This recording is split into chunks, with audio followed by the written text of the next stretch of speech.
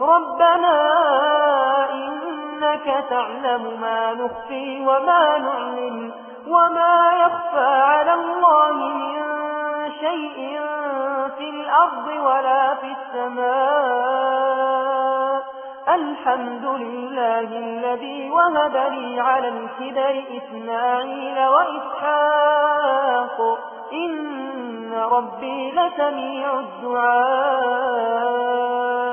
رب اجعلني مقيم الصلاة ومن ذريتي ربنا وتقبل دعاء. ربنا اغفر لي ولوالدي وللمؤمنين يوم يقوم الحساب. ولا تحسبن الله غافلا عما يعمل الظالمون إنما